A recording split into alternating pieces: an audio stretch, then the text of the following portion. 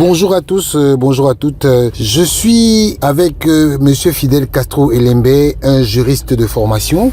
En fait, je souhaitais avoir son avis sur la défiance de Monsieur le ministre des Sports vis-à-vis des décisions de justice, parce que samedi dernier, la Fédération camerounaise de volleyball, conduite par Monsieur Bello Bourdan, avait été interdite de conseil d'administration. Et aujourd'hui, on s'est rendu compte que ce dernier a tenu son conseil d'administration, bien entendu, sous les conseils de Monsieur le ministre. Bonjour Fidel Castro. Bonjour Monsieur Richard, merci de me recevoir sur votre modeste et humble plateau. Justement, Fidel Castro, on a vu la tenue du conseil d'administration de Monsieur Bello Bourdan qui avait été interdite par le tribunal de première instance du Mfundi. Comment est-ce que vous expliquez cet état de choses? Je dois avouer que j'ai deux appréhensions.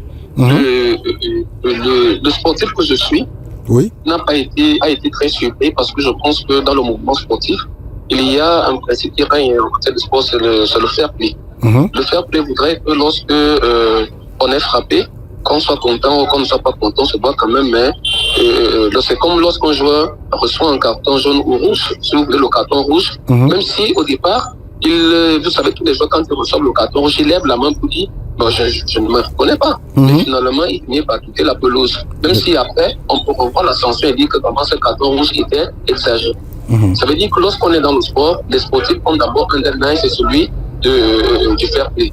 Donc sur ce point-là, j'ai été très surpris de savoir que lorsque le tribunal a cité la fin de la mi-temps, que de ce côté, les gens qui se préparent de la casquette de sportif ne puissent pas suivre l'exemple, ne puissent pas mettre en œuvre la casquette de sportif. Mais de l'autre côté, le judiciaire que je suis, je n'ai pas été surpris. Je n'ai pas été surpris simplement parce que en droit, il y a un principe qui est clair. Une erreur répétée n'est pas une erreur, c'est une décision. Pourquoi je dis qu'une erreur répétée n'est pas une erreur, c'est une décision? C'est simplement parce que ce n'est pas la première fois que la justice camerounaise prend une décision.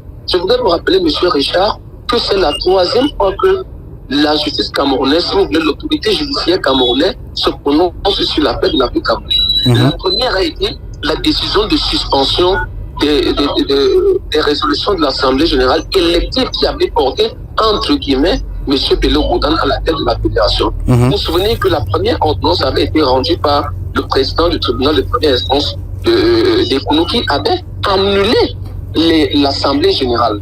Parce que pour lui, il avait estimé que parmi les éléments ayant motivé la décision du juge, c'est que les personnes qui ont convoqué l'Assemblée générale, notamment, ces personnes n'avaient pas la qualité requise pour convoquer l'Assemblée générale. C'est pour ça que le contentieux allait sur le plan, non pas des juridictions sportives, mais plutôt sur les juridictions civiles. Parce que les personnes qui ont convoqué l'Assemblée générale n'étaient pas comprises parmi les personnes, c'est-à-dire n'avaient pas la qualité de membre d'assemblée. C'est comme les gens s'organisaient au quartier et puis organisaient une assemblée. Vous n'allez pas apporter ça devant le juge sportif. Il va vous dire que moi je ne connais pas ce dossier parce que ce n'est pas un contentieux sportif, ce n'est pas un litige sportif, c'est un litige qui est purement civil. Et le juge avait donc annulé tout cela. Il avait dit qu'il suspend les effets. Vous voyez qu'à partir de ce premier moment-là, qu'est-ce que les autorités administratives ont fait? Quand je dis autorité administrative, c'est la tutelle. La tutelle à travers le ministre des Sports, parce qu'il faut le nommer, c'est lui qui a pris une décision portant homologation de cette élection-là. Qui avait déjà été annulée parce qu'il a dit au préalable par la justice camerounaise. Mais c'est le ministre qui, lui, a pris la décision d'homologuer cette Assemblée générale. C'est le même ministre qui a pris la décision avec son ami du Comité national olympique et sportif camerounais, d'envoyer les documents à la CAF. D'ailleurs, vous avez suivi la présidente de la CAF vous dire que ce qui a fondé leur décision d'adouber, entre guillemets, M. Bello Bourdan, c'est l'homologation du ministre des Sports et du président du Comité national olympique et sportif camerounais. Puis, repetita, le contentieux, c'est fortement la plus haute juridiction du Cameroun, qui n'est autre que la Cour suprême, qui a demandé de suspendre tout. C'est-à-dire qu'il a suspendu encore M. Bello Bourdan. Et quand on dit qu'il a suspendu, ça veut dire que non seulement il ne reconnaît pas cette assemblée générale, il ne reconnaît non plus l'homologation de M. Bello Bourdan, si vous voulez, du ministre des Sports, il ne reconnaît non plus l'homologation du Comité national olympique et sportif du Cameroun. Mais hélas, je suis désolé de le dire, mais si on devait rentrer dès le départ, on va voir que le patron des sports est le principal fossoyeur, il faut le dire aujourd'hui. Le Dieu n'est pas avoir un problème particulier avec l'homme, mais c'est simplement que si on observe M. Nahar, vous allez comprendre que quand on va rentrer à l'ombre de ce contentieux, il a commencé où? Il a commencé qu'un monsieur a convoqué une assemblée générale. L'autorité administrative a interdit cette assemblée générale, notamment le sous-préfet de l'arrondissement, qui est l'autorité administrative habilitée à concéder une autorisation. L'autorité administrative, ici, d'abord au Cameroun, nous sommes sur le régime de la déclaration. Mais l'autorité, compte tenu des menaces à l'ordre public, a demandé à surseoir à l'organisation de cette assemblée générale. Malheureusement, cette assemblée générale a été organisée à l'enceinte du ministère des Sports. C'est-à-dire qu'elle a reçu, le ministre des Sports est passé outre l'interdiction de l'autorité administrative. Vous comprenez que c'est là où le mal a commencé. C'est-à-dire que le ministre a outrepassé une décision, un arrêté d'interdiction d'une manifestation, d'une réunion publique. Ça veut dire que c'est lui, le ministre des Sports, qui en réalité est le principal responsable. C'est le même ministre des Sports, pendant que le contentieux était pendant devant le tribunal de première instance, est allé à présidence actuelle. Nul besoin de signifier ce que c'est que présidence actuelle. C'est une mission commandée par la présidence de la République. Bien sûr. C'est lui qui allait là-bas dire qu'il n'y a aucun problème et que le contentieux a été vidé. C'est le même ministre des Sports qui l'a dit à présidence actuelle. Et c'est le même ministre des Sports qui, nonobstant la décision donnée par le tribunal de première instance, a signé l'homologation, a envoyé cela à la CAF. C'est le même ministre des Sports qui a demandé, nonobstant la décision de justice, de demander au ministre des Finances d'attribuer le matricule budgétaire à M. Bello Bougane. C'est le même ministre des Sports qui demande, nonobstant l'ordonnance du premier président de la Cour suprême, qui vient vous dire qu'il n'y a pas de débat, c'est M. Bello Bougane qui est le président de la Fédération camerounaise de football. Vous comprendrez, M. Nahar, qu'en réalité, M. Bello Bougane en lui-même n'est pas un problème. Parce que le problème, c'est lorsque vous lisez la loi de 2018 portant organisation des activités sportives au Cameroun, elle confère justement, s'agissant du pouvoir de tutelle au ministre, celui de la conformité des textes par rapport à la loi nationale et la conformité des activités par rapport à l'ordre public. Mais il se trouve qu'aujourd'hui, l'ordre public est piétiné, la conformité des textes est piétinée par le même ministre des Sports qui, au lieu de respecter la loi, est celui-là même qui donne la caution. Et pour terminer, M. Nahar, vous pouvez poser la question, qu'est-ce qui s'est passé le week-end dernier? Eh bien, ce qui s'est passé le week-end dernier, c'est que M. Bello Bougane, après la visite du président de la Confédération africaine, la présidente de la Confédération africaine de football, a entrepris d'organiser un conseil d'administration en prélude aux élections. Mais sauf que la justice camerounaise lui a dit, vous n'aviez pas mandat pour organiser, vous n'avez pas la qualité nécessaire pour organiser cette élection. Mais malheureusement, avec la caution une fois de plus du ministre des Sports, ils ont organisé un conseil d'administration. Permettez la discrétion, M. Nahar, vous imaginez si la justice camerounaise avait interdit à M. Eto'o d'organiser un championnat et qu'il avait venu organiser un championnat, c'est que le ministre allait faire. Exactement. Vous avez vu simplement lorsque M. Eto'o a décidé d'aller jouer son match à Garoua, le ministre n'était pas sorti avec l'ONIES. Il n'a pas fait des conférences pour démontrer aux Camerounais que c'est l'ONIES qui peut organiser, parce que l'ONIES c'est celui qui habite des stades. Les Camerounais ont parlé de la défiance de l'autorité. Maintenant, on va voir qui défie l'autorité. Si ce n'est pas le même ministre qui donne la caution, alors que là, on est en face des décisions de justice. On est en face des décisions administratives. Et que le ministre outrepasse toutes ces décisions, parce que je vous le dis encore, M. Bello Bougane est responsable de rien. Parce que c'est son patron qui doit assurer la conformité par rapport à la loi. Mais c'est lui, c'est à ça que devient son pouvoir de tutelle. Justement, Monsieur Fidel Castro, vous venez de parler de défiance. Comment comprendre donc la défiance de Monsieur Narcisse Moulay Kombi vis-à-vis des décisions de justice? Est-ce un manque de respect à son collègue de la justice qui veut lui faire à qui il fait un pied de nez en lui disant, quelles que soient les décisions de vos collaborateurs, moi, Monsieur Moulay Kombi, je ne respecterai jamais une décision de justice? Non, mais nul besoin, il ne faut pas aller être accusé en Sorbonne pour comprendre que monsieur le professeur Narcisse Moulay Kombi n'a rien à foutre dans les décisions de justice du Cameroun. Parce que s'il avait le plus à foutre des décisions de justice du Cameroun, qu'il se serait simplement payé aux décisions rendues, que ce soit par le président du pays ou encore. Parce que vous savez, on va vous rétorquer en face que la décision n'est pas définitive parce que c'est pas une décision au fond. Mais sauf que on vous rappelle quand même que lorsqu'on dit suspend, la suspension vous dit vous ne faites plus rien, vous attendez.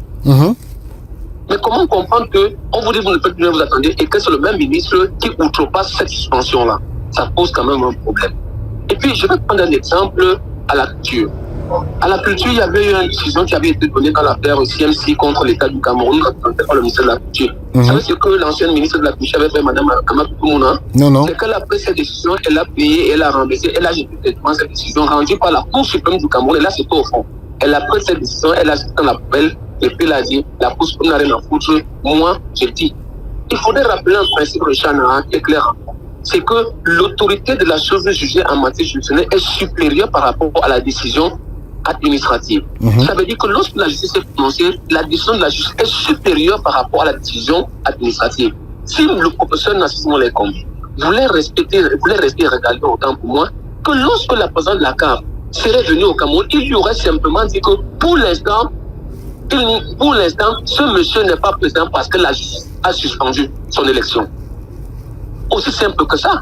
Il lui aurait dit, il aurait fait son mea culpa en disant je me suis trompé lorsque je vous ai envoyé une homologation parce que le tribunal avait annulé cette assemblée générale en attendant qu'il se prononce au fond. Mais il ne l'a pas fait. Au contraire, il continue à la douber. Au contraire, il continue à lui donner, à empêcher le seul président, parce qu'il faudrait le dire, et je me dois de vous le rappeler, M. Richard Nara, c'est que l'élection de M. Julien Serge Abouem-Maboul n'a jamais fait l'objet d'une quelconque contestation. Cette élection n'a jamais été attaquée. Ça voudrait dire qu'à l'ONU, aujourd'hui, le seul et unique président est bel et bien M. Julien Serge Abouem-Maboul. Son élection n'a jamais été contestée. Mais en revanche, à chaque fois, d'ailleurs, je dois vous le rappeler, si aujourd'hui les assises de conseil d'administration ont été annulées, c'est bien parce que celui qui a demandé, c'est M. Julien Serge Abouem. Exactement. Je vous dis, le reçoit en la forme. Ça veut dire qu'on lui reconnaît la qualité de président. Mais en revanche, on annule parce qu'on reconnaît à l'autre partie qu'elle n'a pas qualité. Et si cette partie n'a pas qualité et qu'elle continue aujourd'hui à exercer, c'est parce qu'elle reçoit la caution du ministre qui a décidé d'en découdre avec M.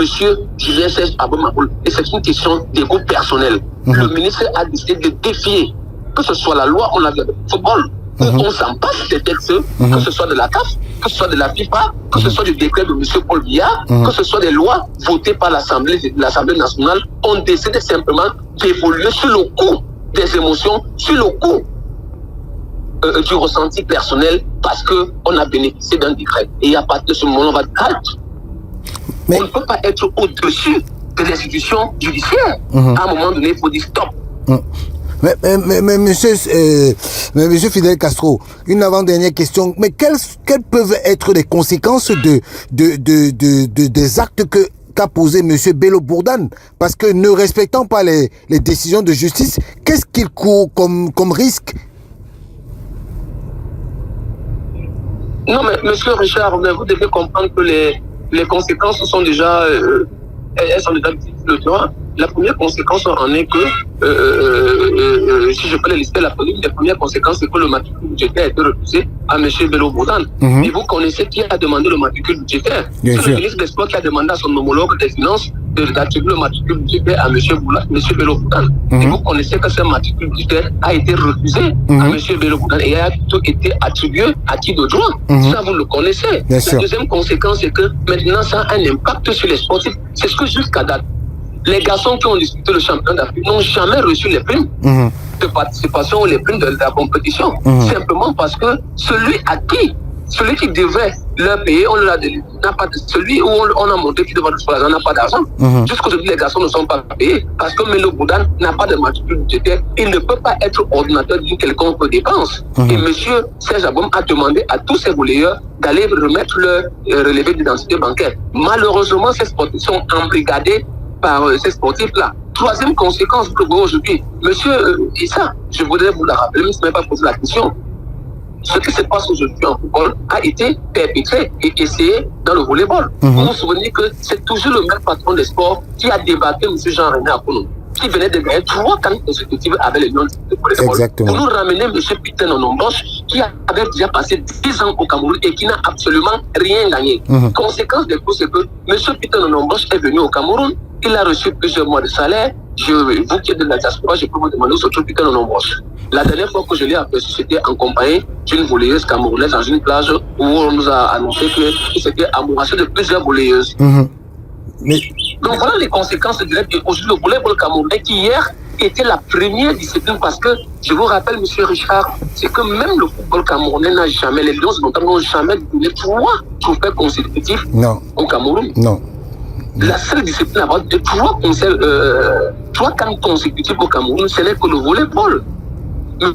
Aujourd'hui, ce volleyball-là, les 2 dernières années, vous pouvez me dire ce que le volleyball camerounais a été, ce n'est des faits divers, ce n'est les histoires de harcèlement sexuel, ce n'est les histoires de crimes non payés, ce n'est les histoires de photographie, ce n'est les histoires des photos avec le patron de sport. Je dis aujourd'hui le principal responsable de la décadence, de la déchéance, de la descente aux enfers du volleyball camerounais est le patron des sports ainsi que le président du comité national olympique et sportif camerounais. Mais justement, pour sortir de cette interview, vraiment merci pour tous ces éléments de droit que vous nous avez donnés. Quelles peuvent être les voies de sortie pour Serge Abouem, parce qu'aujourd'hui, on voit qu'il subit un braquage de la part du patron des sports. Quelles peuvent être pour lui, pour le président de la FECA Volley, Serge Julien Abouem, les voies de sortie pour définitivement sortir de cette affaire? Bien, la principale voie de sortie, je crois que le président de la Fédération camerounaise de volleyball, M. Julien Abouem, l'a emprunté depuis, c'est de continuer sur le terrain du droit et de continuer sur le terrain de rester régalien. C'est-à-dire que nous sommes, il attend une décision de fond qui doit être prononcée, que ce soit par le tribunal de première instance, que ce soit par la Cour suprême. C'est de continuer à expliquer le droit, parce que quelle qu'en soit la situation, disent que force reviendra toujours à la loi. Je crois que M. Julien Abouem est sur le terrain du droit. Vous vous souvenez que M. Tombi Aroko a été dans la même posture, hein, il a été adopté par l'ancien ministre des Sports, il a même remporté une canne, il a même été découvert à la présidence de la République, mais lorsque la justice a frappé, vous connaissez les conséquences. Donc je pense qu'aujourd'hui, M. Julien Abouem, on l'a empêché de travailler durant 2 ans, il vient de remplir, je crois qu'il a rempli pour un mandat de 4 ans, la justice a peut-être son temps, mais je crois que la porte de sortie, c'est de rester dans le cadre régalien, de rester dans le cadre républicain, parce que, comme le dit, si bien notre président de la République, force reviendra toujours à la loi et non la loi reviendra toujours à la force. Parce qu'il faut que la nuance entre ce que nous sommes en train de vivre au Cameroun, c'est la force, c'est-à-dire le droit de la force et non la force du droit. Mais je crois que M. Julien Abouem se situe de l'autre côté, qui est celui de la force du droit. Et je crois que c'est ce terrain-là que les conséquences seront là. Et je voudrais dire simplement, je suis désolé en tant que de voir que tout ce désordre provient de nous autres qui sommes censés incarner la loi, qui sont censés respecter le droit et qui sont censés éduquer en matière de droit. Mais justement, mais dernière petite question, mais est-ce qu'après tout ça là, vous êtes sûr que M. Narcisse Mouele-Kombi, avec son attitude, ne pourra pas toujours ne pas respecter les droits, puisque vous dites que force reviendra à la loi?